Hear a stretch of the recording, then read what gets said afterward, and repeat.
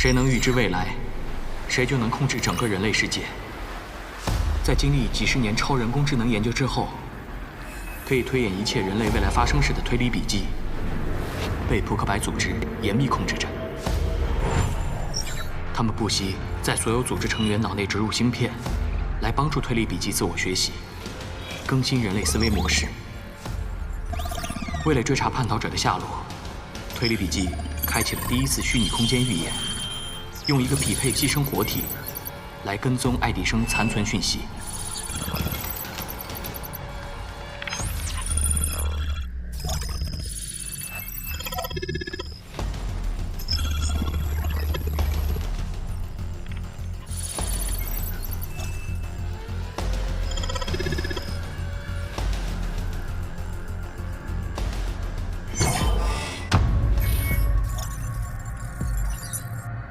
对，我就是爱迪生。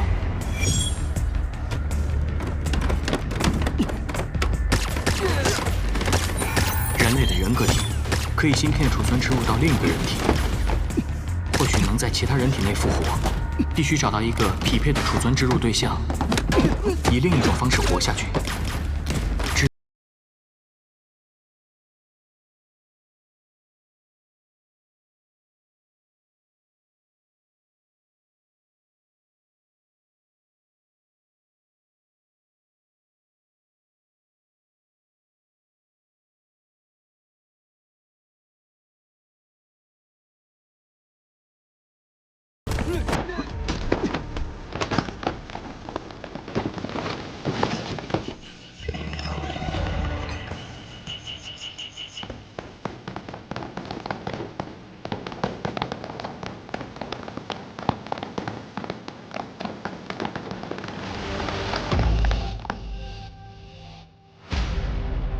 知道了，我会死，但最后，爱迪生会在高龄死而复生。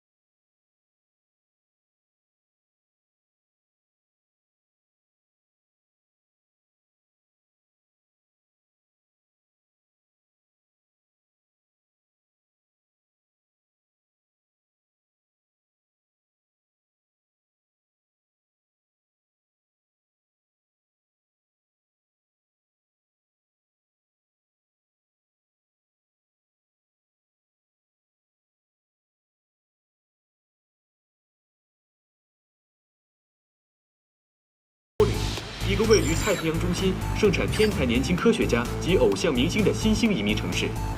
其中，高岭大学和 AU 女子唱团代表了高岭两大产业的最高成就。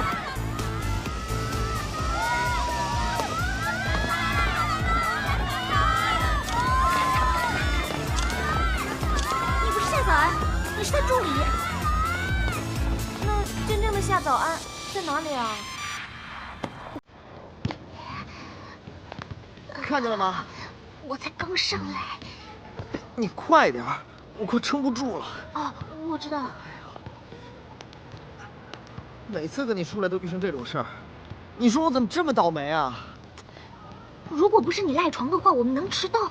不是你逼我熬夜办案，我能起不来吗？你天天翻墙就知道踩我，你什么时候能减减肥？你再提我胖，我就把你拿大米哥身份 ID 偷玩游戏的事情告诉他。对不起，超模。哎，你听好了，3班体育课，其他人在列队，然后有6个人在打篮球，保安在老地方巡逻。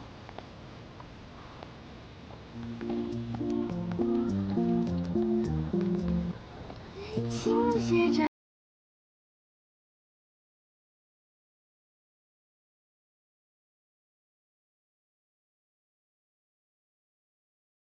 班主任和那个丁大头好像去礼堂。他们走到哪儿了？要进教学楼了。哎，啊！丁大头又回来了，你让我下来，先让我下来。行不行？都看清楚了吗？我的眼力你还信不过？好吧，我来跟你分析一下。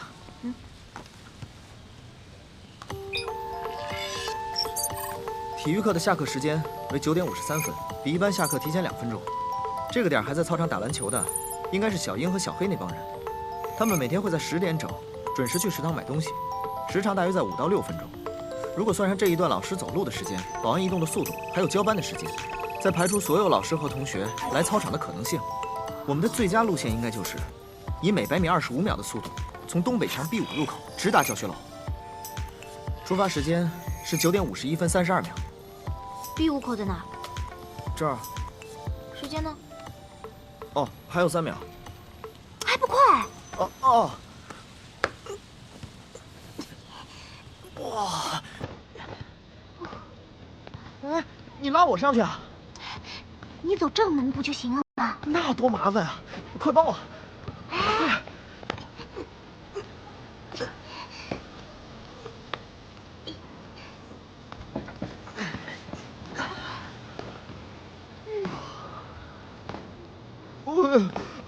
这么高啊！这是我的青梅竹马、同班同学，还有所有麻烦事的根源人物，知名偶像团体 AU 的主唱夏早安。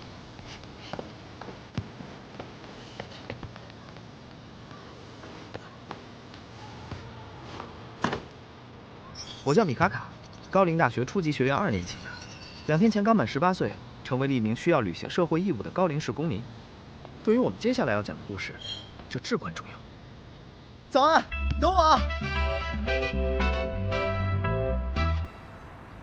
这次有什么理由啊？我演唱会要排练。不舒服。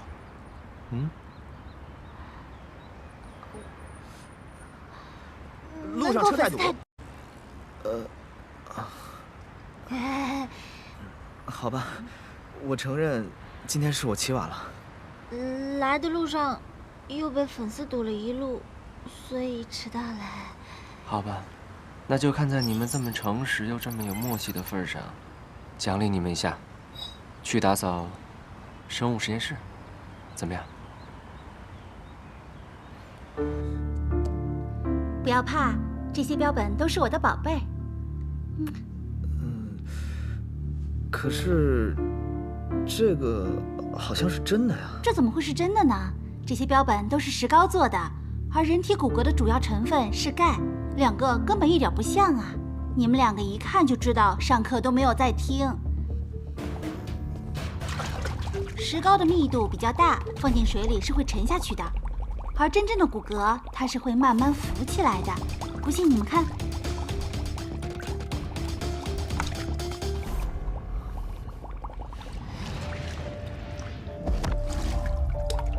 老师，他，老师，谢谢你，辛苦了。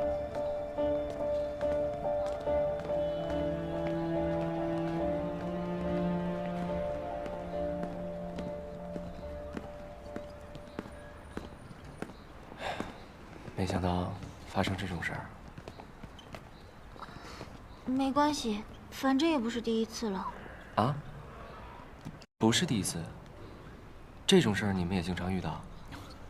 是他，我每次都这样被连累。哎，对了，刚刚你说凶。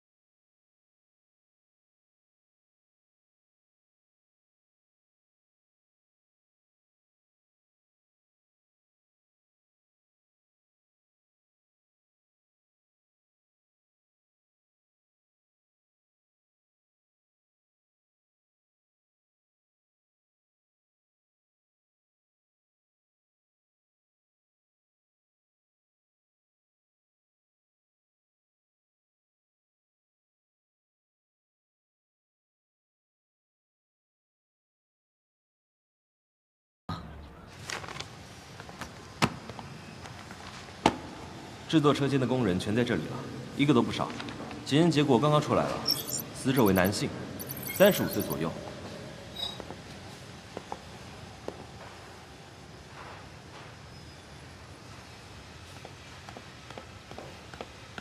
哎，等一下，等一下，现在所有部门人事资料都要看。我也不知道，但警察是这么说的。我先去忙了。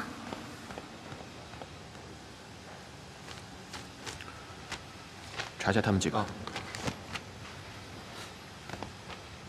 不是应该重点排查车间工人吗？不好意思，可以帮我查一下近期你们库管部和质检部有没有人事调动吗？好，考勤表都有，可能要找一下。不过，咱们这么草率的就说是管理层干的，会不会？工人在施工过程中人多眼杂，很难进行替换。只有放置在仓库的时候才是最好的替换时机。只是通常，入库的模型是已经包装好的，所以最有可能的是质检人员。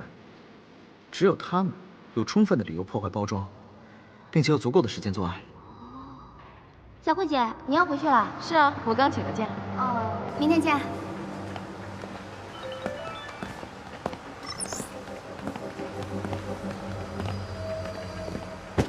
请问一下，你知道赵小慧吗？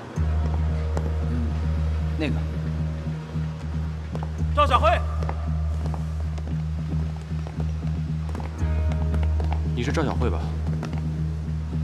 我找到2个月前，你向警方报案你的爱人失踪。我想我们找到线索了。如果不急着离开，方不方便聊聊？我觉得卡卡的推断很有道理。瞎说的，推测而已。你能把答案跟我说说看吗？卡卡，你这么有天赋，报考大学本部的时候有没有考虑过刑侦专业？当警察太累了，我呀，还是在清闲的时候做吧。哦，对了，我还有事儿，我先走了。哎，你不跟我一起回去吗？你呀，还是先搞定你自己的事儿吧。我在老地方等你。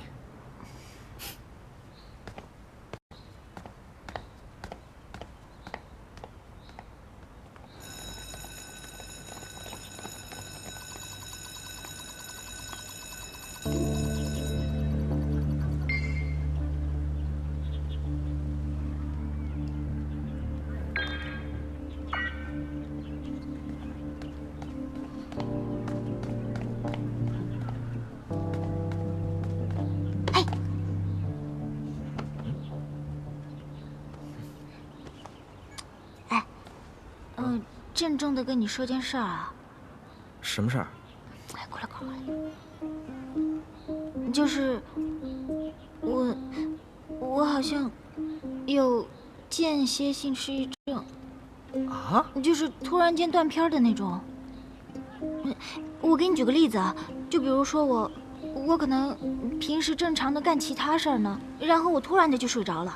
当我再醒来的时候，所有的事情我都干了，而且干得特别漂亮。我在想我是不是梦游啊，或者人格分裂那种？哎，早安，你没事儿吧？你不要老为你的蠢找这些无厘头的借口。我有证据，好吧？我跟你说，这次真没开玩笑，我认真的。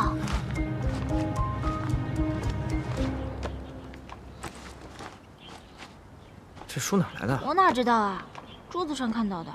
你说这像我买的书吗？啊，还有发票呢。那这种现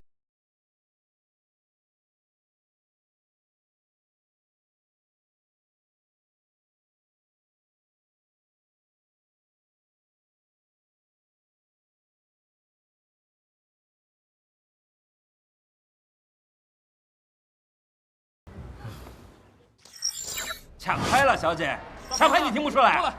演唱会就要开始了，你还给我出这种刷宝，我看你还是别干了。我姑姑，给我滚！吉木学长，吉木学长，他也没来。新来的调音师又被骂了。你们经纪人脾气这么大？江山易改。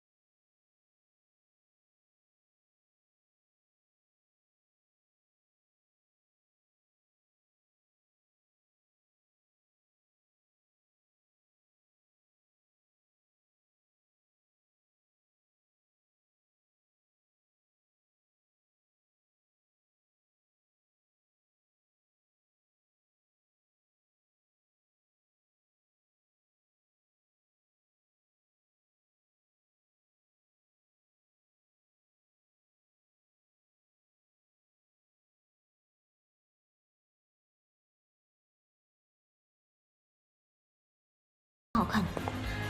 谢总的意思呢，是希望我们在新的一年里能够像彩球一样红红火火。对，可是坏了，真土。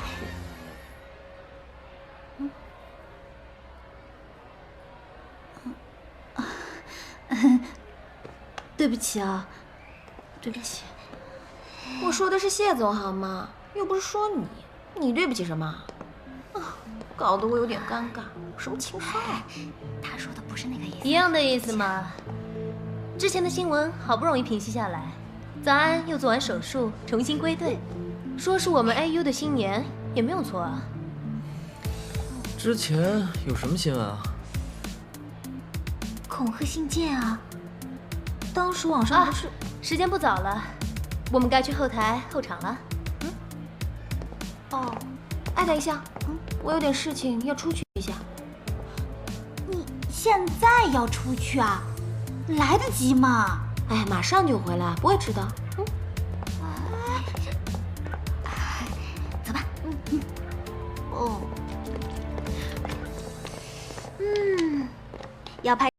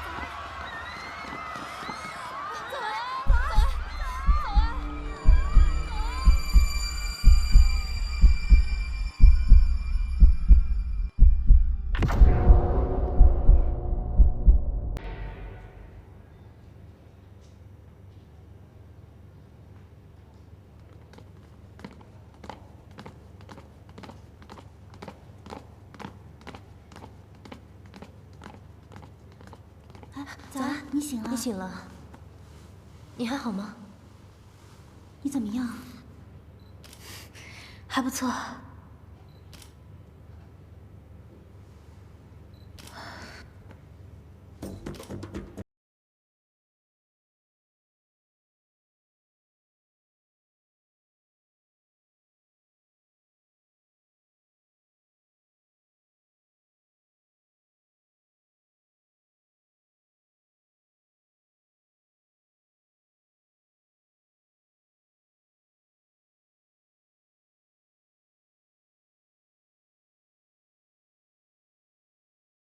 不参与任何案件调查。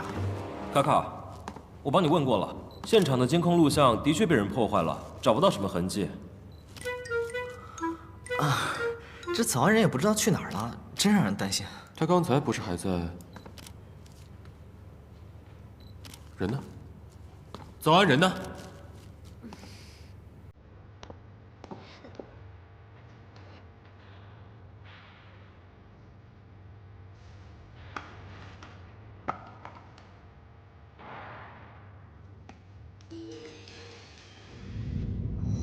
衣服的褶皱应该是脱洞导致的。手上的血迹，他摸过自己的伤口？不对，应该是抓了什么东西。从目前的情况分析，谢正荣是先被钝器击晕后塞入彩球，当彩球炸开时，身体坠落，导致颈椎被拉扯断裂致死。但是，从谢正荣失踪到备用彩球被提出来的时间段，大概是晚上的6点30到6点50。现场所有的监控录像都被黑客破坏了。我们排查了一下，没有不在场证明，又有犯罪动机的有3个：仓库管理员庞宏伟、调音师文山，还有女团成员施黛柔。你什么意思啊？你怀疑我杀了人？你先不要激动，目前我们列出的嫌疑人都只是推测阶段，我们必须一个个排除，才能将杀谢正荣的凶手绳之以法。我承认，我当时确实有一点事情，离开了一下，但我根本没有杀人动机啊。那位庞宏伟问谢正荣借了3万块钱还不起，只好来做仓库管理员抵债。而那位调音师小姐，从入职到现在，挨骂的字数都能写成一本书了。你还不如去问问他们比较有意义吧。柔柔，你怎么会知道这么多？谁跟你一样有脸没脑子？那你的不在场证明呢？无可奉告。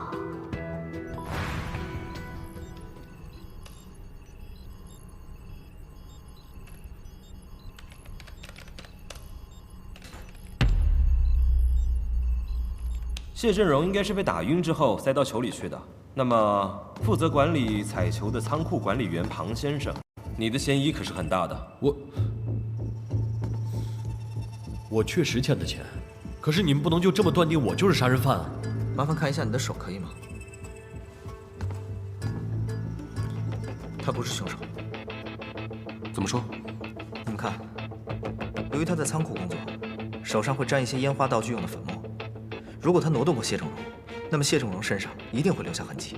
说不定在挪之前就洗手了呢。这东西哪儿都是，光靠洗手是没用的。那请问文山小姐，你的不在场证明是？我虽然有一段时间离开了，但只是因为我身体不舒服去了厕所。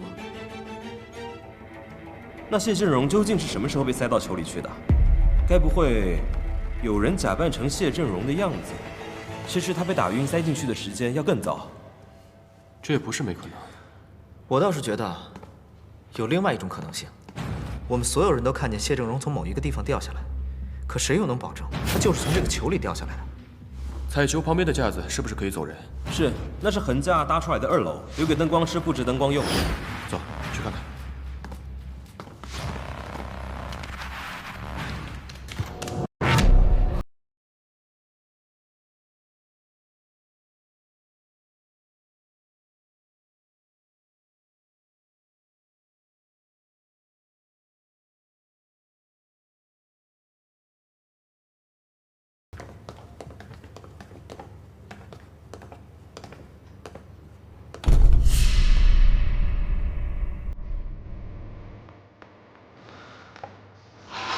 这个滑轮和彩球的开关是一对，彩球开启时滑轮转动，带动谢正荣将它从这个横架上拉过去。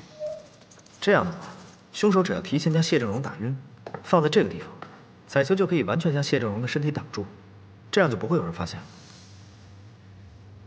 所以备用彩球挂上去的时间和犯罪时间是没有直接关系的。嗯，大龙是，重新排查犯罪嫌疑人。是。我想，并不用。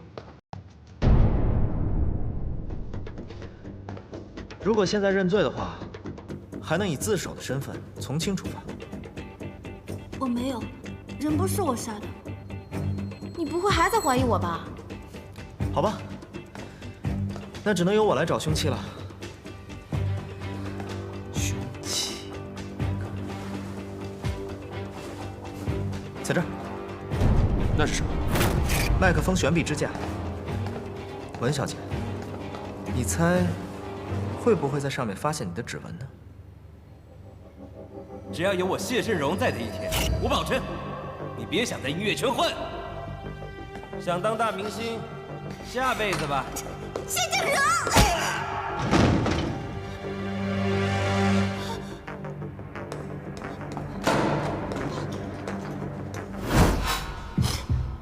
我不是故意的，我一开始真的只是想要找他评评理而已。可是我不知道为什么他看到我就劈头盖脸把我痛骂，还羞辱我。我实在是气不过，所以我才随手拿了东西打了他。不错嘛，不过我很好奇，你为什么直接把我排除掉了？因为你有不在场的证明啊。你这个戒指的晒痕也太明显了吧？刚刚是去见男朋友了。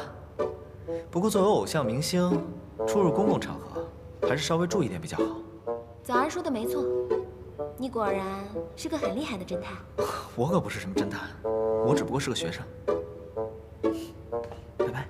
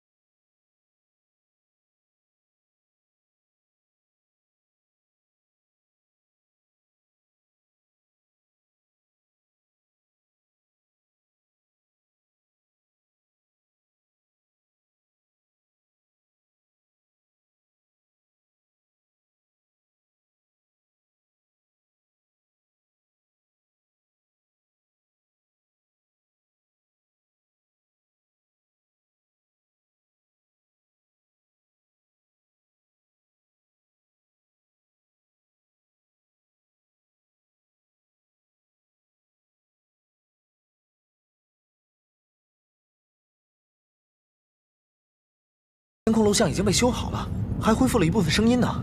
监控录像修好了？嗯，我干的。我不是。是啊，难道是碰巧别人弄的？你过来看看。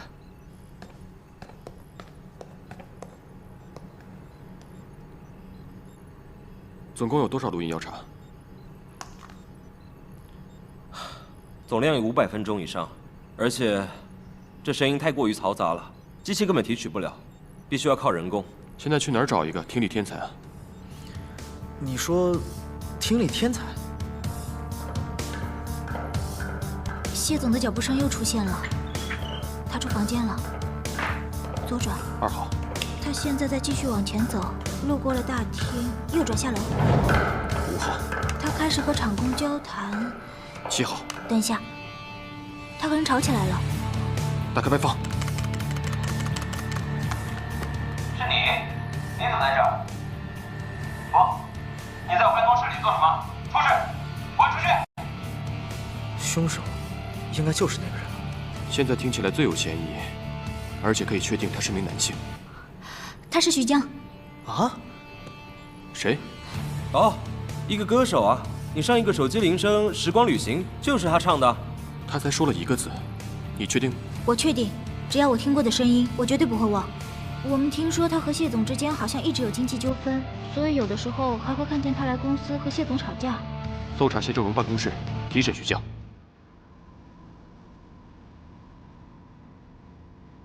我不知道你们为什么把我带到这里。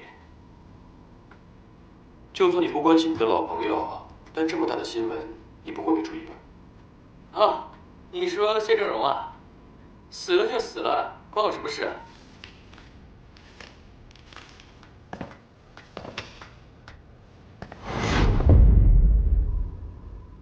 这什么？你说呢？反正不是我写的。你跟他的过节可不少啊。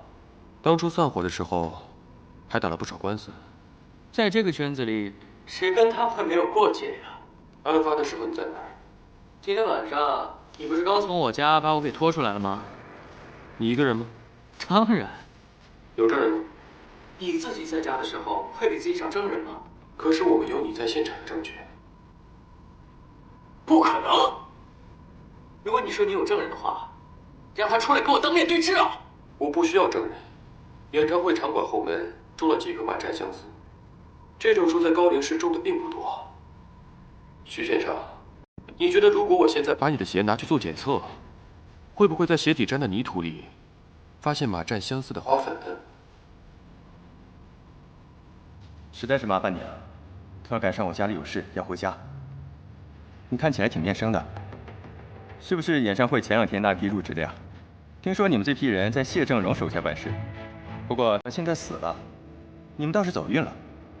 说是说人命关天，不过在背后咒他的人多了去了。对，我是去过演唱会后台没错，而且当时是去找谢正荣的。你找他干什么？我想杀了他。我跟他债务纠纷到今天都还没有结束，搞得我现在事业受阻。当时我带了把刀，偷偷溜进演唱会的后台，但没想到有一个穿着工作服的男人进了谢正荣办公室。一开始啊，我还以为他只是谢正荣的助理，没想到他走了之后，我就在谢正荣办公室发现了这封勒索信。可是真没想到，谢正荣居然死了。你有什么证据证明人不是你杀的？我发现这些事之后，就直接开车走了，因为心里没有负担，就没有刻意躲避摄像头。这些你们都能找到证据的。那我说，杀人这种事，只想想应该不犯法吧？您说的工作人员是演唱会场馆的，还是艺人公司的？应该是艺人公司的，毕竟演唱会期间，后台不准任何人进入，更何况是谢正荣的办公室。如果他是新月公司员工的话，恐怕女团也会遭遇到危险。我的手机呢？你怎么和我一样开始犯丢手机的毛病了？你等一下，我打过去。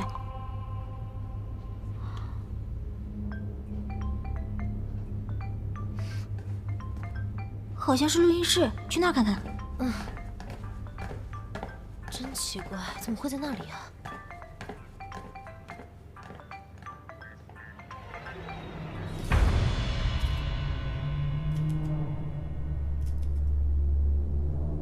哎，你就没有在背后骂过他？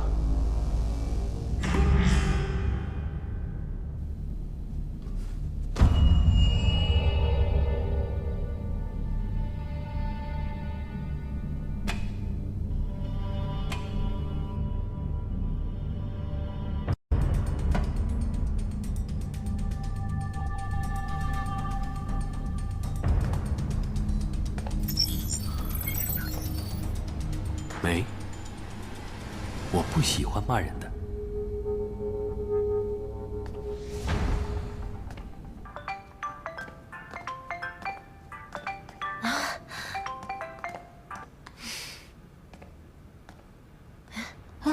怎么没信号了？我的也是啊。哎，门怎么了？怎么突然关上了？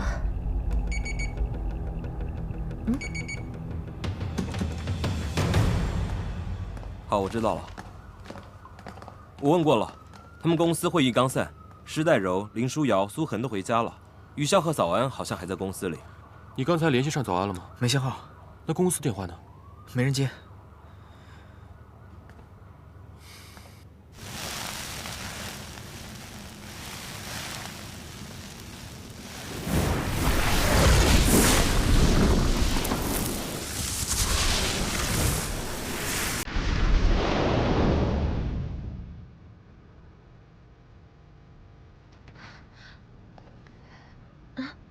着火了吗？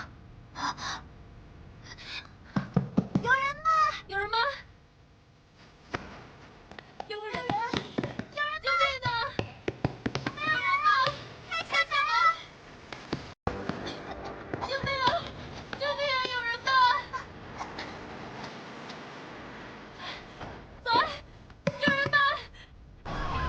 怎么样？没信号。不会有事的。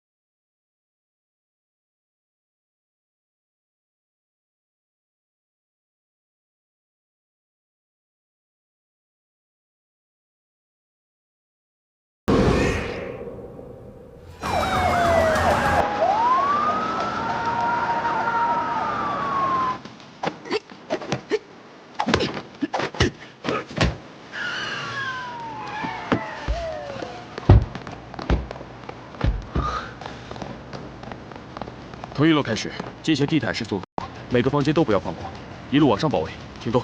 是。塔塔呢？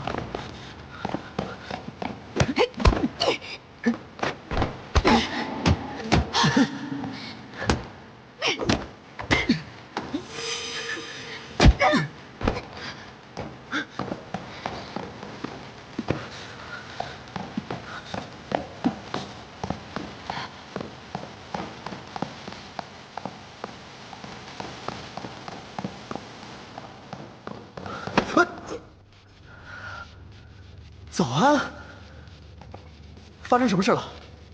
怎么了？你说话啊！先出去再说吧。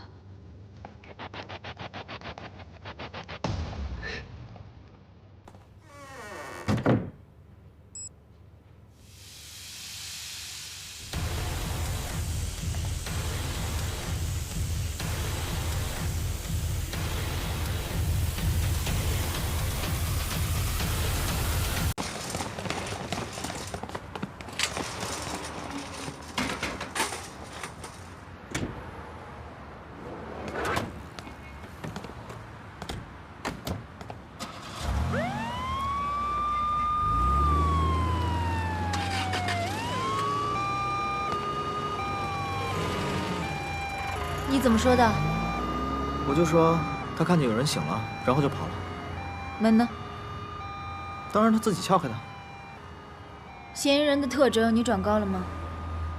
我和我哥说了，他说有这些线索，应该跑不远。如果能亲手抓到他就好了。他是凶手啊，而且有刀，你能在他手下安然无恙已经很不错了。早安，我们是学生，剩下这些事情交给警察处理吧。可我不是学生。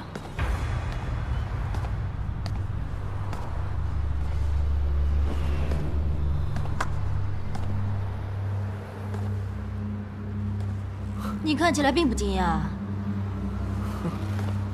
以前我还以为你是小题大做，原来你真的是……怎样？哎，你是在1年前接受心脏移植手术的吗？嗯。哦，这个世界上曾有极少数的人，在器官移植手术之后有第2人格。你说我人格分裂？可以这么讲吧。但这种事情还是找医生诊断比较好吧。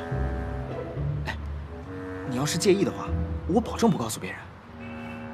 哎，不过我还是觉得精神疾病这种事情还是去看一下吧。不用了，我告诉你，我虽然不知道为什么会出现在夏早安的体内，但我并不是他，他也没有什么精神疾病。对对对，书上还说，一般分裂出来的人格都是独立的。我懂你。起来。啊？起来。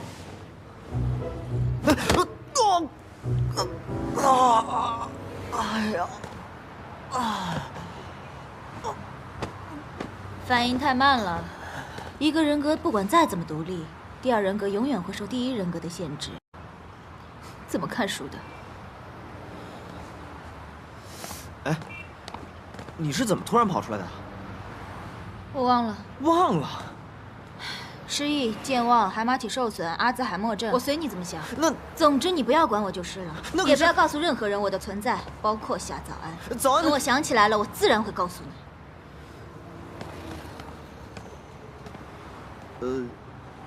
你会不会伤害早安？健忘症和自残没有任何因果关系吧？孩子，我觉得如果你真的闲得无聊的话，不如好好想想这个谋杀案。这个谋杀案已经结了，现场那么多痕迹，肯定会有指纹的。就这么简单吗？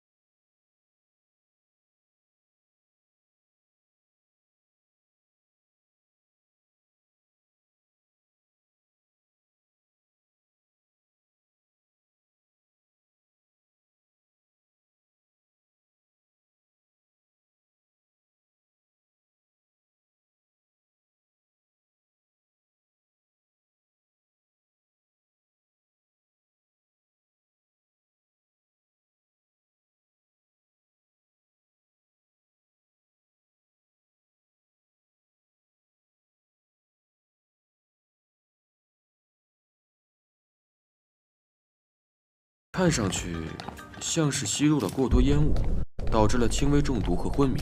目前呢，只能先把他送到医院里面去治疗，其他的等他醒来再说了。备受关注的 AU 女团杀人事件持续发酵中，凶手在杀死经纪人谢正荣之后，又在公司录音室对成员于潇及夏早安进行袭击。虽然警方成功解救2人，并带走1名嫌疑人，但对于嫌疑人的真实身份以及案件进展却迟迟没有公布。庄医生，情况怎么样了？于潇就不用说了，休养2天就可以出院，但是邱子明还在昏迷当中。他也没受什么伤啊，3天了还没醒啊。我记得只要证据充足，警方不需要证人口供也可以定罪，不是吗？他有不在场证明吗？虽然没有，可是我们缺乏一个关键性的定罪证据。但是现场总能留下点线索吧？巧的是，没有。奇怪，我看他多半是在装昏吧。我去揍他一顿，看他行不行。哎，他身上的确检测不出异常，但无论是心率还是呼吸，都符合昏迷状态的标准。现在医院正在为他安排各项检查，看看是否有些病因是我们没有发现的。你们还是等等吧。哦，对了，你家早安还好吗？他啊，心态倒是一直挺好的。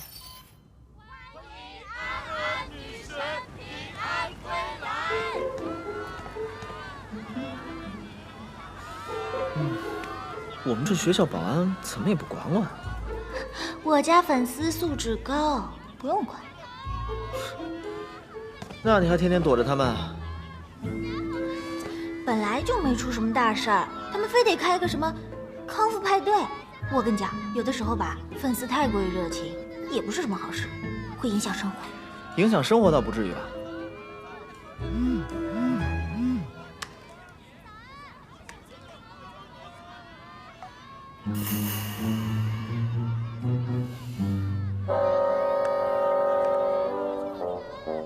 好像是有点影响生活。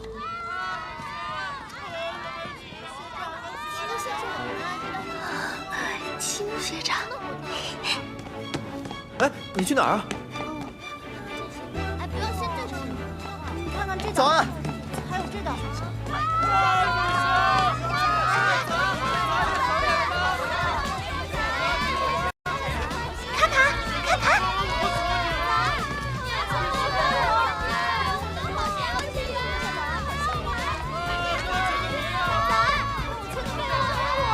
看样子恢复的不错嘛。看他那个样子，就知道没事了。哎，对了，这是早上我在门卫收到的快递，我一看是早安的，我怕被粉丝盯上，就直接拿了过来。回头你交给他。谢谢学长，他知道的话一定特别高兴。别客气，我有事先走了。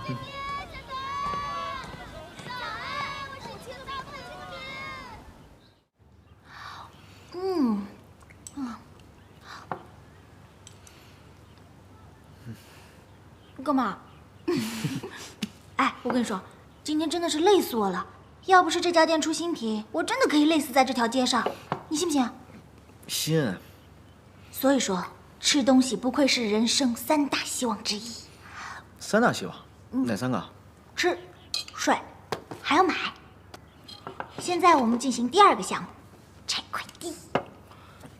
我去给你拿剪刀。哎，不，哎，等一下，你看我有。你还有这东西啊？这么小的一个盒子，你买的什么呀？我不记得了。哎，买东西的乐趣在于你下单的那一瞬间，至于东西是什么，这不重要。还挺好看哎。什么呀？拆开看看。但我真不记得我买过这个。什么？这是？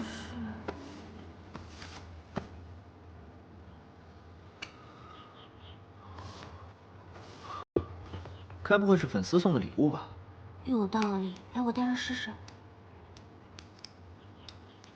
感觉在哪儿见过。哇，哎，你看，尺寸刚刚好哎。我觉得我应该给他发一条微博，再送朵小红花什么的。哎，怎么了？没事吧？早安。早安。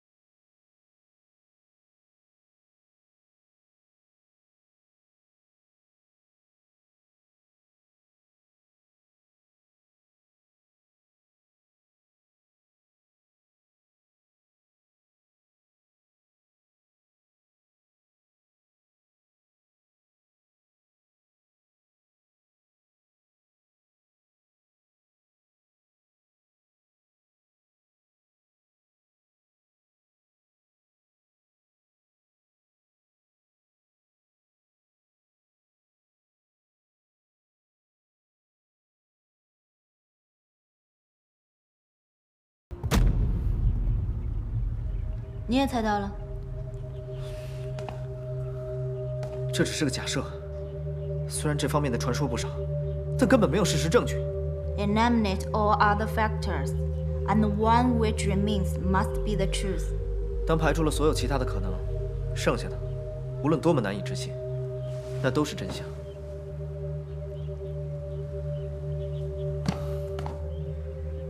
你到底是谁？虽然我有些模糊的记忆，但大部分事情我都想不起来了。不过看起来你也没有调查过我，应该也调查不出什么线索。没兴趣，我才懒得查。侦探不都应该像猫一样有好奇心吗？第一，我不是侦探，能有什么好奇心？第二，我有这时间，还不如多查查案子。这话是你说的。那你查到什么了吗？目前没有。不过我发现了一些线索。说说看。我记得那个红色竞争的画面，我想凶手弄了那么大个画面，应该不仅仅只是为了做背景吧。去找这个地址，有一个叫蒙尼安的人，如果他不理你，你就提最后一个名字。猫宁安 Writer， 你为什么要帮我？如果这一切是一个阴谋的话，也就是说明有一个人躲在暗处，随时准备刺杀夏早安。我已经是死过一次的人了，没兴趣再死第二次。哦，对了，去的时候记得带上夏早安啊。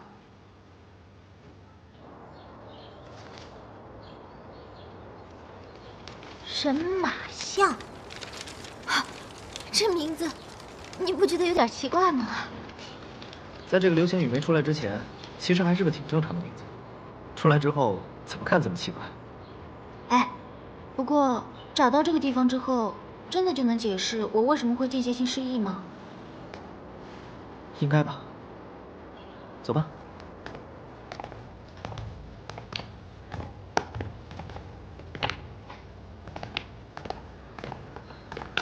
这种地方连门牌都没有，像是有网吧的地方吗？他应该不会犯这种低级错误吧？谁啊？哦，我的一个朋友。你有事瞒着我？没有啊。回答的太快了，演的真假。算了啊，实在不想告诉我也没关系，以后找到合适的时间想说的话再说吧。但是我有个条件啊，不许临阵脱逃，不许偷懒耍赖。好，知道了。哎，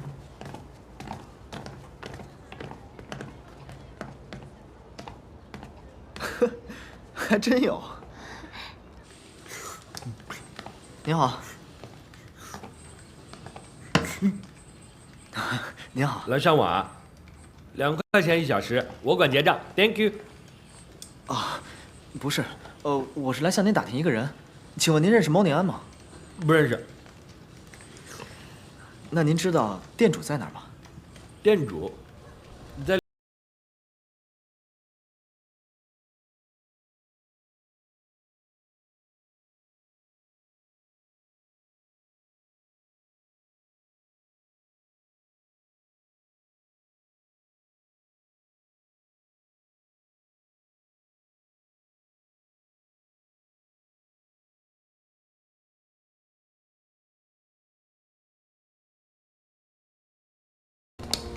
Hello， 你干嘛啊？想怎样？没看见我在忙啊？对不起，请问您是这儿的店主吧？对啊，怎样？我想向您打听一个人。不知道，没听说，没看见。你忘了吗？请问您认识猫宁安吗？你是谁啊？就是说您认识猫宁安？是我，是我圈子里的名字。你到底是谁啊？啊，我听一个朋友跟我讲，可以跟您打听一些消息。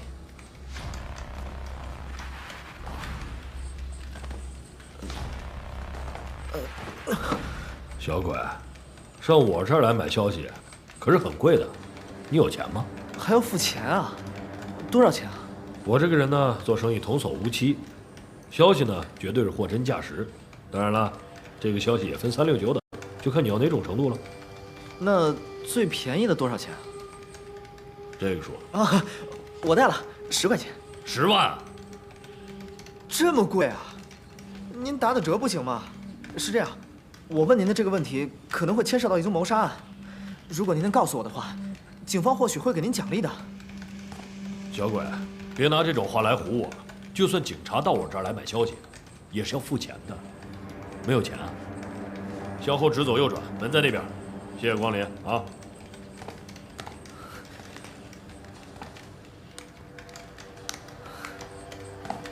您就不能再通融一下吗？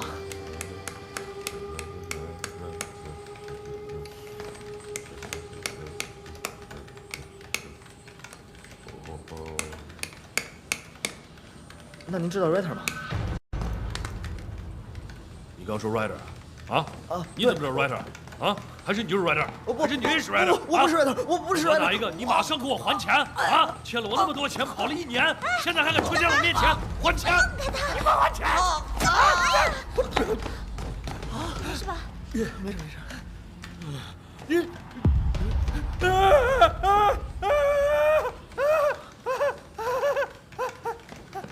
是黑白，认识我？你早安，对，早安，来，合个影，1、2、3，来，请进。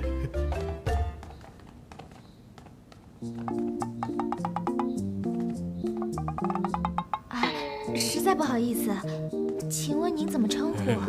啊，叫我梁叔就好。女神请坐。你坐那边。原来你是我的粉丝啊！怎么能是粉丝呢？我们是信徒。就是黑白。口渴了吧？我拿饮料给你们喝。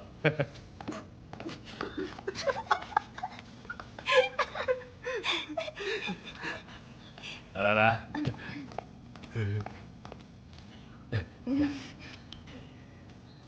谢谢。你这什么水啊？啊，这个是崂山白花蛇草水。就是泻药加水。女神，你这个是天然矿泉水，你放心喝啊。怎么我跟他的不一样啊？任何想靠近女神身边的男生，都得被下药毒死。那个梁叔，其实我这次过来呢，是想在你这边买一个信息。你是为了这小子吧？不是，这次是我的事情。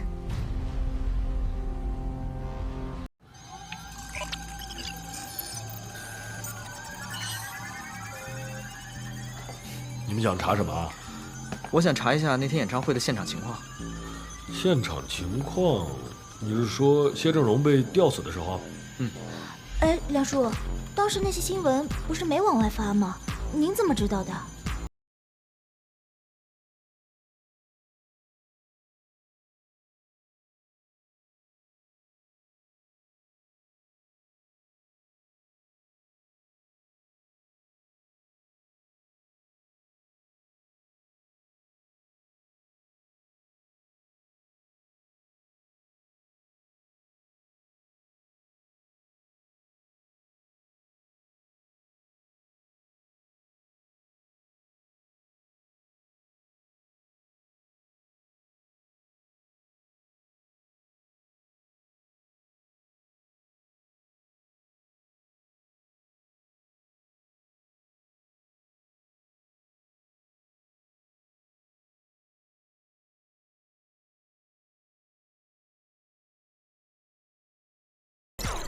分析完毕，分析完毕。不是我。你刚刚讲的呀？是我的电脑的提示音。我用软件模拟女神的声音特质。不过这不重要，重点是东西我已经找到了，已经发到你邮箱里了，你去看看。啊？你知道我的邮箱啊？要找到你的邮箱还不容易吗？那梁叔，这个价钱怎么算？您看。女神，我们不谈钱，谈钱庸俗。不过你告诉 writer， 叫他赶快还钱，几百万的债想躲没门儿。好，我知道了。早安，你看，这是小静姐。她她是我们女团的前成员付小静啊。她担任领舞，但她的舞一直都跳得不是特别好，而且怎么学都学不会，所以谢总对她一直有很大的偏见。不过后来在一次综艺节目上，她大放异彩，就成了我们女团里面最火的人了。她可能在团内受欺负太多了吧，所以火了之后就一直想着要跳槽到其他公司单飞，但谢总肯定不会同意啊。他们就因为这些事情起过很多次争执，吵过很多次架。再到后来，我因为做手术，其实了解的也不是特别多，都说小静姐当时在稻河村外拍的时候独自离队，最后被盗猎团伙的流弹杀死了。早安。有件事情我要跟你说，就是关于你体内的那个人。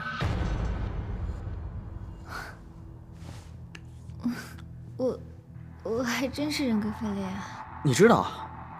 自己身上发生的事情，怎么可能一点都不知道呢？关于他的情况，你了解多少？不了解。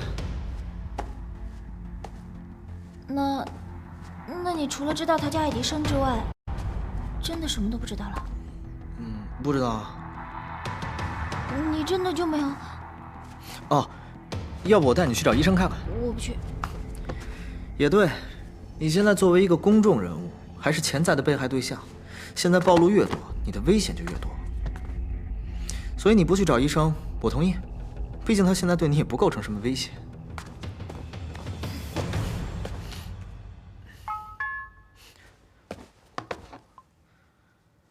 于潇找你，聚会的事情吧。你怎么知道？你们女团每次演唱会之后都会聚会，这不是传统吗？而且我推测，这次的聚会地点是凯利斯汀酒店。这你又是怎么知道的？演唱会之后，他打电话订酒店，我听到了。我猜这个是于潇姐邀请你去。不会，他每次给你发完短信之后，后面都会写上带上米卡卡。不过请你帮我转告他，这次我不去，我懒得动。所以这条，要不就是游戏通知，要不就是话费账单提醒，是邀请。你看吧，不过是施代柔发给我的。他说让我早点去酒店，然后有重要的事情告诉我。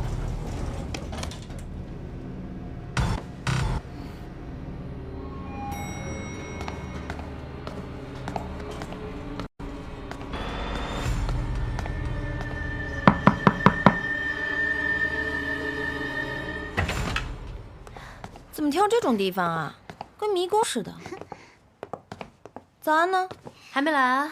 对，早安，会带米卡卡一起来哦。你叫米卡卡来做什么呀？他跟这件事情有什么关系啊？你之前不是说你要……没有，我什么也没有。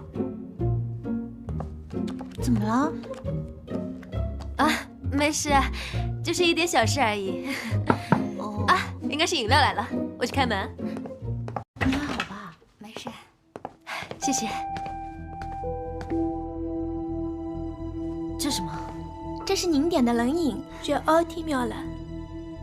这是我研制的鸡尾酒，夜莺 Le Voltiner 了。告诉你们，它可是每天限量供应的哦。来，我请你们一人一杯。哇！哎，我告诉你们啊，当你们记住了这杯酒的味道，就等于记住了我。好，好，好，我们会记住你的，小酒鬼。干杯！谢谢你，这些我们不要了。我说我不要了，把这给我拿下去，现在！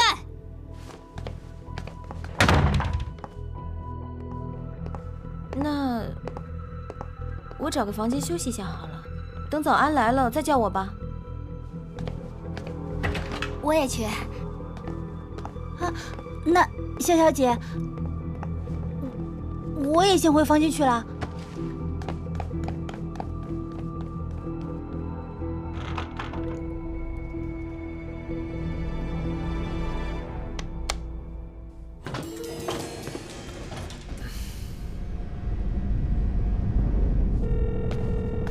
为什么柔柔的电话一直没有人接啊？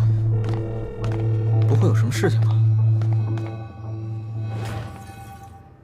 好像有声音，声音？好像是那个房间传过来的。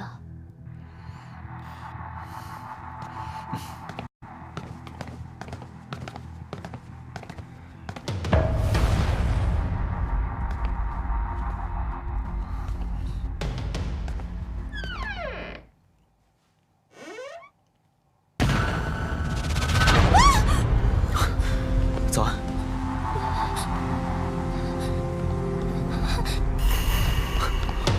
你去叫人，我去追。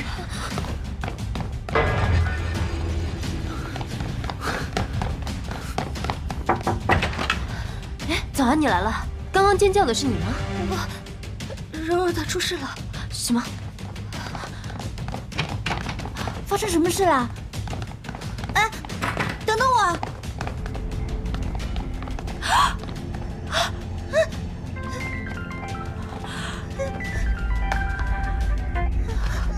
喂，我抓住他了，是苏恒。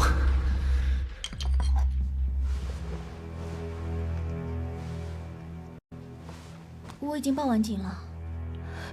真的不需要叫救护车吗？不用了。凶手应该是直接用这个玻璃碎片割断他脖子上的大动脉，没有机会了。这也太残忍了，苏苏，你怎么下得了手啊？先别这么说，苏苏姐，你真的不能告诉我们你为什么要突然离开酒店吗？你只有告诉我们，我们才能帮你啊。现在情况很明显，苏恒正准备要逃走，施代柔还死在他的房间里。这个不是施代柔的房间吗？我记得柔柔住的是507，可这里怎么会是508呢？苏苏，你是不是跟柔柔换过房间啊？不可能啊，这一看就是苏恒住的房间。对，这里的东西确实都是苏苏姐的。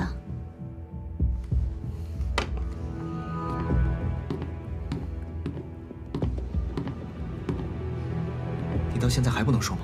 我不是说的，但我发誓，人真的不是我杀的。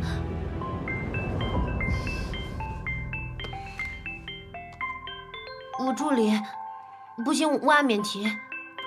接吧。喂，苏恒，我跟你说件事，你别着急。我想出去买个东西，就把你的车开走了，刹车突然失灵了，然后就跟人追尾了。你先处理吧，我这儿还有点事情。那好，我就先挂了。如果当时苏苏姐要是离开的话，那她……对，她会因为刹车失灵出车祸，导致畏罪自杀。是嫁祸吗？不排除这个可能。苏恒，刚刚你的电话我查过了，有通话记录。事情到了这个地步，你会告诉我们发生了什么？其实，我是接到了一个恐吓电话。恐吓电话？但我是因为接到那个电话才会匆匆离开的，而且我记得我收拾过房间了。你确定你收拾过了？当然。那就没错了。早安，你还记得我们进来的时候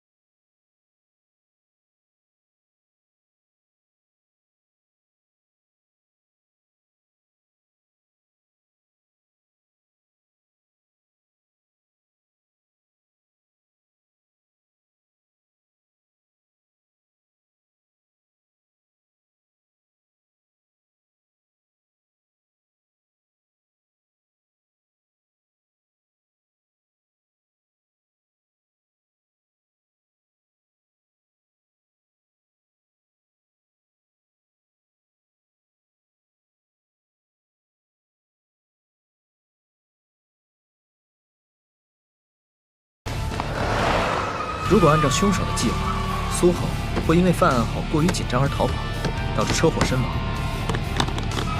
最后，凶手只要在警察和相关人员来到之前，将门牌号换回来就好。也就是说，他的这个计划，因为我们出了意外，我们先发现了柔柔姐的尸体，然后又怀疑了房间的门牌号，最后阻止了苏苏姐的走。没错。如果不是施代柔给我发了信息，恐怕凶手就成功了。可是施代柔叫我们过来，目的是为了什么？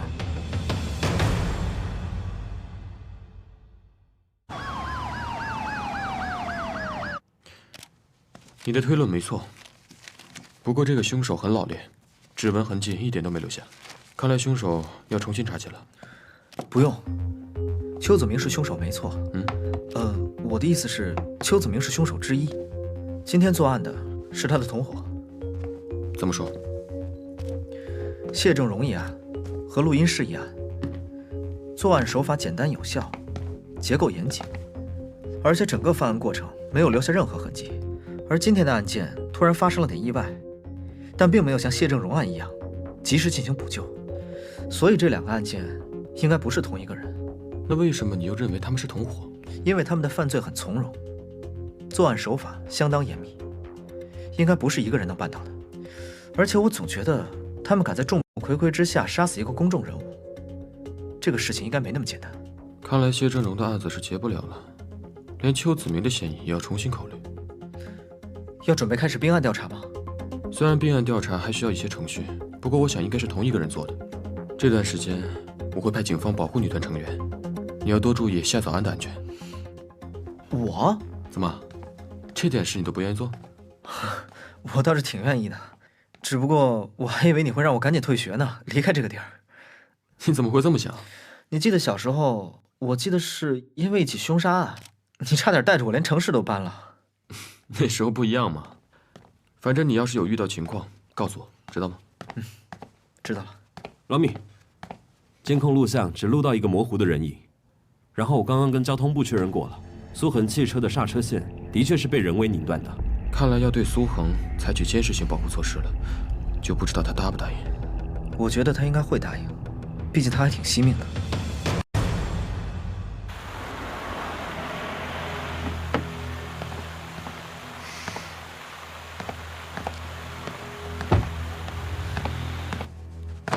找我来这里到底有什么事？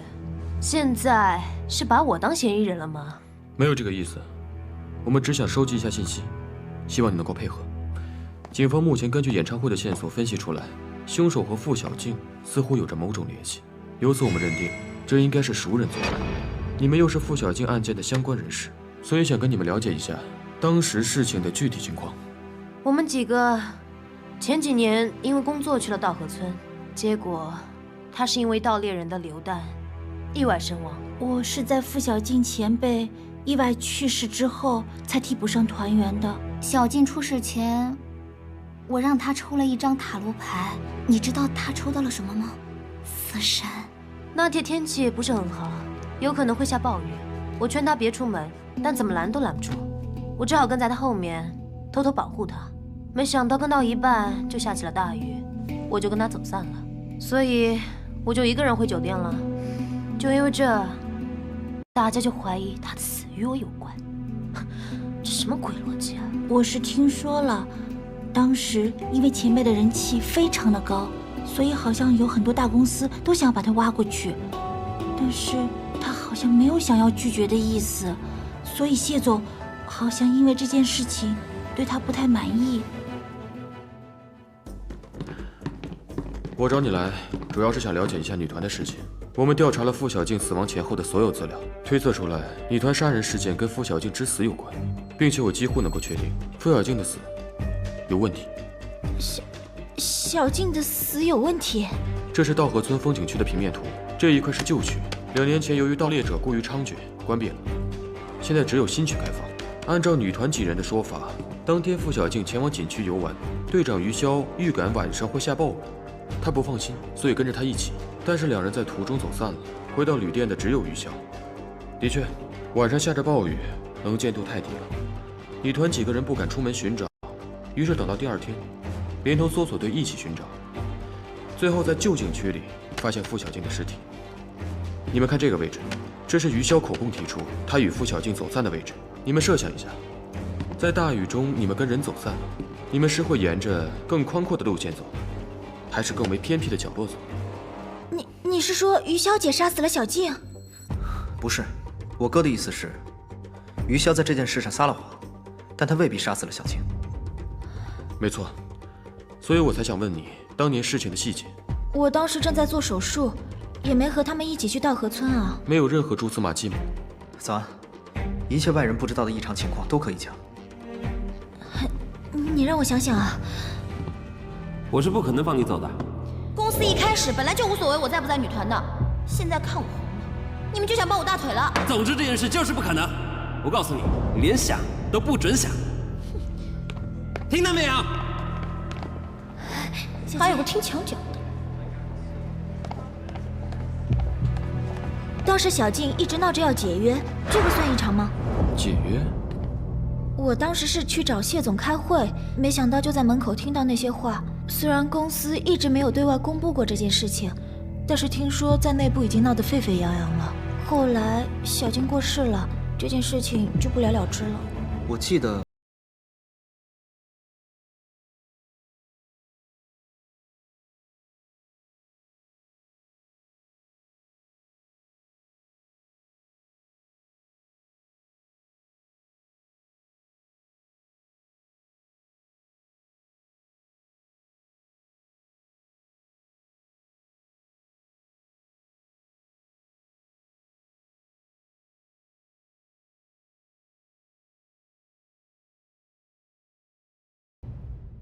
现在女团处于危险之中，而且凶手潜伏在暗处，随时会出来杀人。哎，夏早安！哎，夏早安，你好！现在施道柔已经遇害 ，AU 女团后续将如何发展，你知道吗 ？AU 女团内部有没有对凶手是谁做过初步的判断？这与新月音乐的股权变动有关系吗？对不起，我不了解。哎，等一下！网上一直有传言说，这一切都是意外死亡的前成员付小静的复仇，是不是这样啊？我们想知道当年付小静这次是不是有什么隐情，请说一下。高陵大学钱大人等不得入内。我是记者。有通行证没有？没有就不许进。哎，夏导，别走啊！说明一下，怎么回事？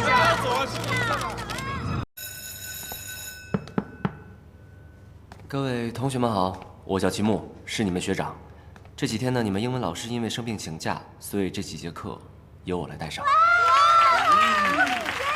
你只是我们的指导学长而已，凭什么给我们上课？就是说呀，况且你只是美术系的学生嘛。没错，我的本职专业的确是油画，但是我对英文也略懂一二，所以各位如果有什么问题的话，尽管问我。我们这是高陵大学初期学院，外语课只懂英文可不行。日本語は一番大事な言葉です。勉強したいなら僕から教えてあげます。好嘞，下半年。Nou, we gaan toch maar gekkomen. Tout le long dans le monde sont macabre. Verstehen Sie alle Sprachen der Welt? Ein bisschen. OK， 我们可以上课了吗？可以。好，那我就先发一下上次大家考试的试卷。安童、刘媛媛、夏早安。加油！啊，谢谢。米卡卡，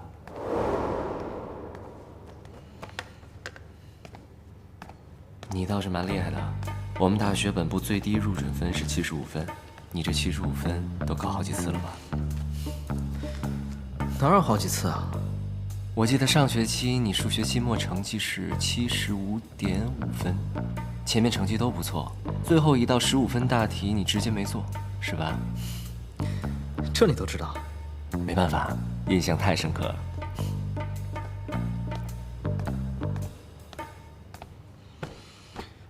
向忠豪、张可可、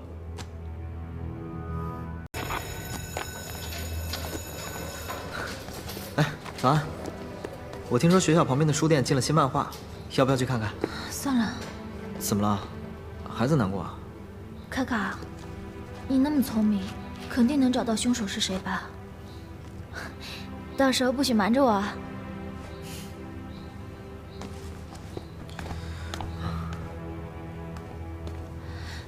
所以，到底有没有什么新进展？好。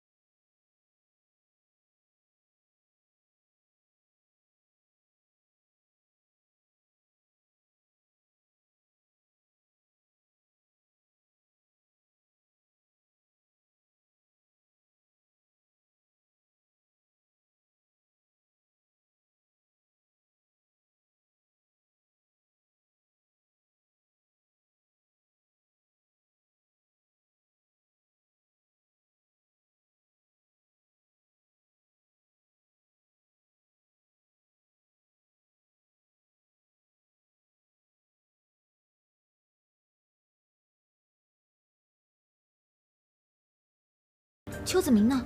他还没醒。还没有。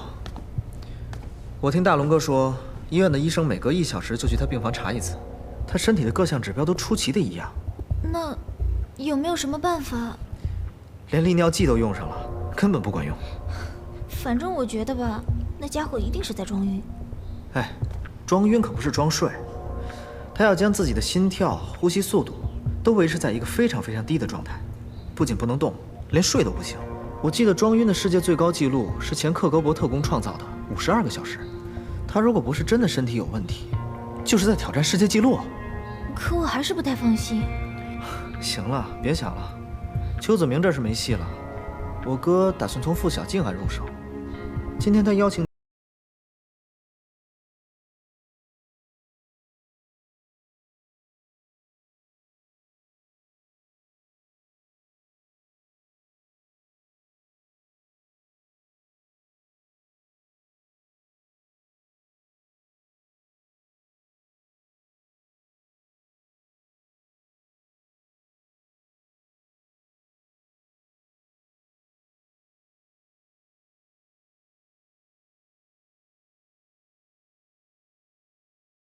我承认，有那么一点好奇，也想帮忙出主意。不过我不想给我哥添麻烦，他也不想让我参与这种事儿。那不牵扯命案的事儿呢？比如说找人之类的。找人比查命案更危险，这是我哥跟我说的。这个不让做，那个不让做，你哥对你的保护有点过头了。刑警的职业危险是很高的，他小心一点也很正常。可你是个天才啊，这样有点磨灭天分啊。你对天才的定义也太低了吧？我不管，反正这事儿交给你了。哎，怎么又是我啊？有句谚语说得好，能力越大，责任越大。这是……哎，别说了，别说了。那个我还有事儿，我先走了，交给你了，就这么定了啊。哎，我走了。据悉 ，AO 女团成员被警方强制带入警局调查。星月音乐公司对此作出回应解释，表示这只是女团成员积极配合警方协助调查，努力找出连环杀人案的杀人凶手。女团成员内部并无主要嫌疑人。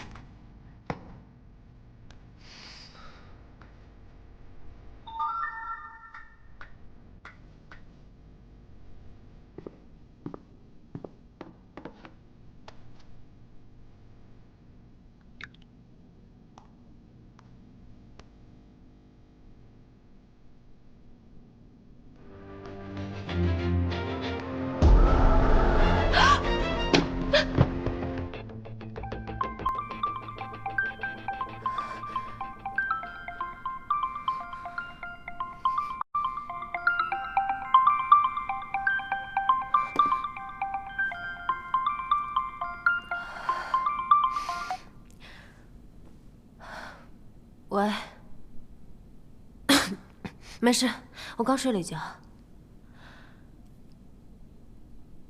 什么发布会啊？女团自建立初期就团结一心，绝对不可能出现任何的蓄意报复事件。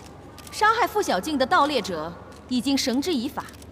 AU 女团自始至终都相信警方的判断，此次被叫入警局，也是为了给警方提供更多的证据线索，以便警方破案。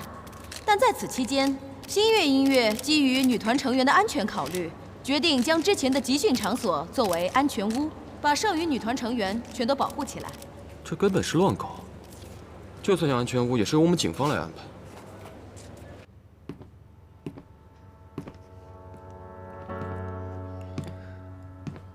哥，你说父母到底是怎么样的人啊？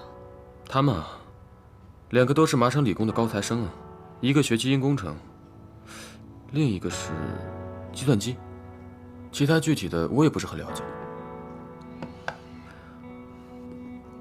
怎么了？突然想问这个？当初到底发生了什么？我不是告诉过你吗？当年研究中心发生爆炸，还是我背着你跑出来的。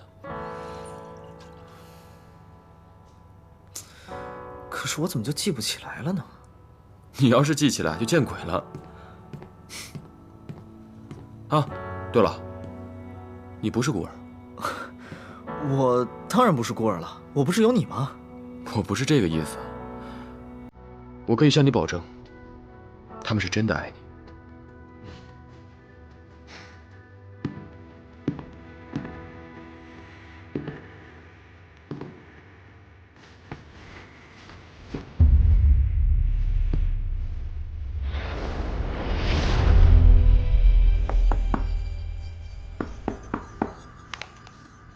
又怎么了？哎，女神，你怎么来了？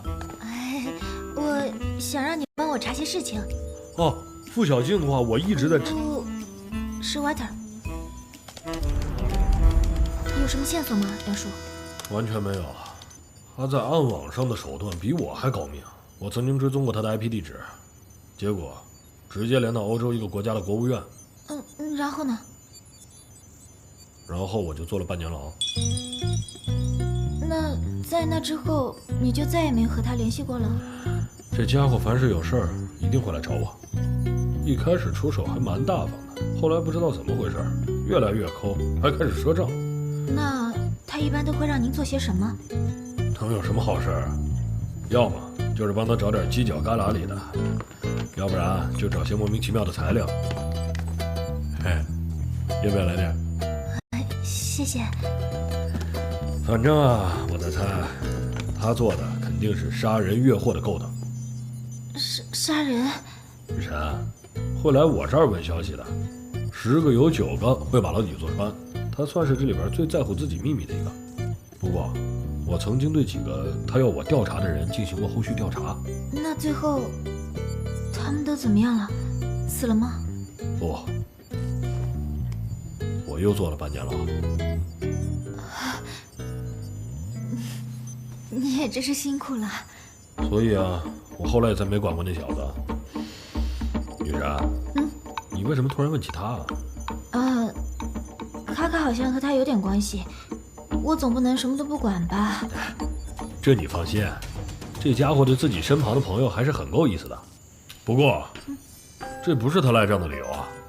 你赶紧告诉他，欠钱赶快还，要是真没钱还，就去坐2年牢让我解解气。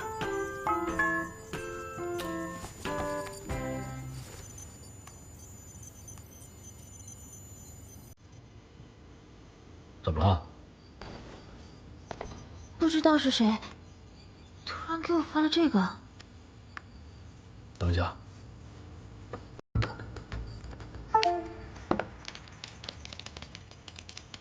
查到什么了吗？资讯太多，对方设置的 IP 跳板也太多，一个事根本不可能。怎么会呢？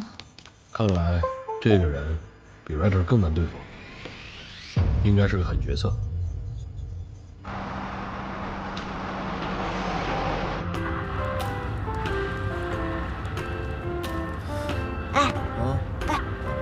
你哥不是不让你么参与这些事儿吗？你怎么一大早就跟我跑过来了？你助理不是请长假了吗？如果我不去的话，你也太惨了。那我住那儿的那段时间，你会去看我吗？会。可是那离学校可不算近啊。我就早点起床呗。哎呀，太感动了！你说你这么靠谱，是不是得给你发一份助理工资呢？不过嘛，最近我也没有什么想买的东西。哦，这个最新出的限量卡带，只好我自己一个人买了。哎，自己看。限量卡带？哎，早安，先把我工资给我吧，好吧？啊？你说什么？我听不见。一大早就被拉到这里当劳力，觉都没睡好。不是我说，我助理她一个人拿这些东西不在话下，她还是个女生呢。我是个文人，卡卡，能跟你们比吗？这么早就来了？大龙哥早。早啊！哎，快点快点！卡卡，一大早的，你这么累啊？我哪天不累啊？来，我帮你。大家早上好。不对，怎么又是这张？再来一次。给我出来。你没事吧，苏苏姐？没事。塔罗牌这种东西，随便玩玩就好了，别当真，免得给自己找麻烦。而且小静姐的事情也不是我们造成的。总之，赶快分完房间，赶快走。我一直住3号，你们怎么选呢？5号房。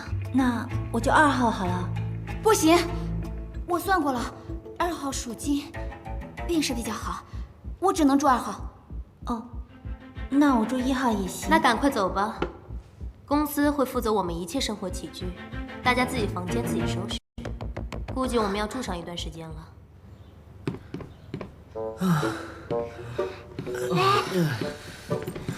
哎呦！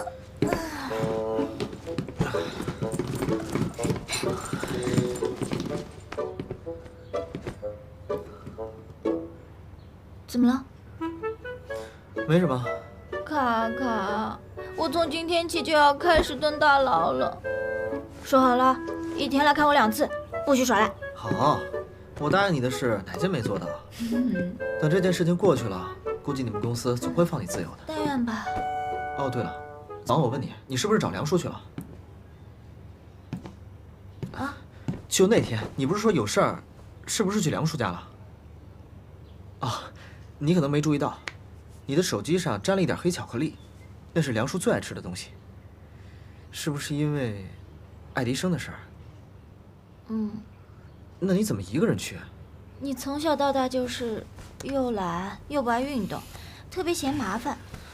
大蜜哥也不希望你参与这种容易引火烧身的事情上来，但我偏偏就喜欢每天都拉着你东跑西跑，各种破案，什么绑架啊、凶杀。因为我一直觉得，既然你有推理的天分，那你就有义务伸出援手，伸张正义。但是，爱迪生这件事情不太一样。你怎么会认为？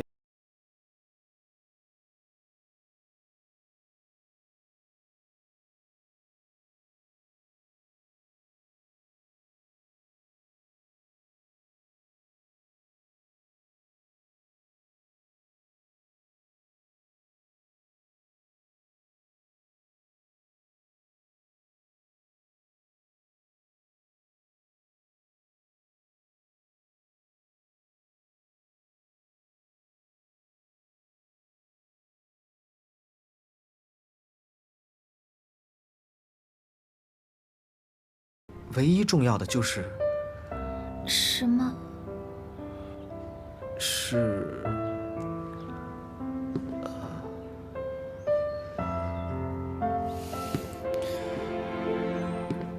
我不想身边的人遇到麻烦。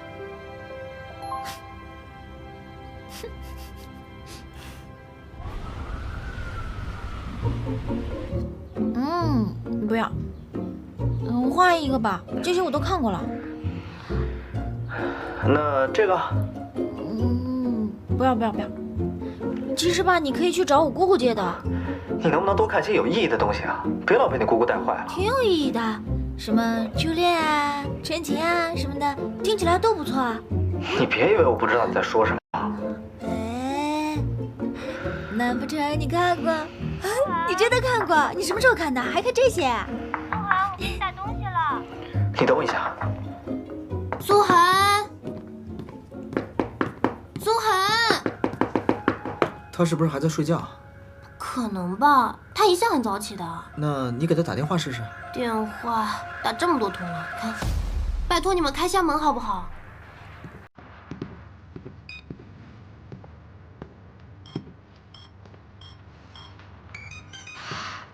等一下，我来。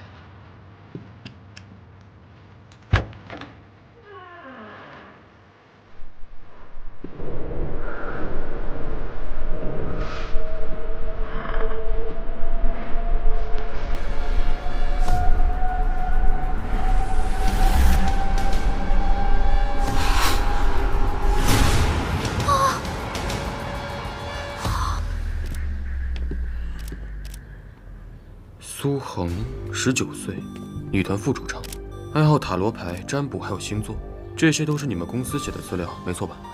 没错。好，那如果你有任何想法，随时告诉我。致死原因应该是勒住颈部导致的窒息，死亡时间的话，总觉得哪里不太对。法医也说了，死者死前受到了严重惊吓，尸体出现了轻微脱动的痕迹，背部有撞击伤。死亡时间是6小时之前，也就是说是今天凌晨4点。但是，还是有哪里觉得怪怪的。有什么新发现吗？没什么发现。这个基地估计是用不了了。你从现在开始必须接受警方的保护，不许再单独行动了。如果有什么需要帮助的，告诉我。他的房间里怎么都是这些东西啊？苏苏姐生前对这些东西都很感兴趣。塔罗、黄历、占星，样样都不会离身。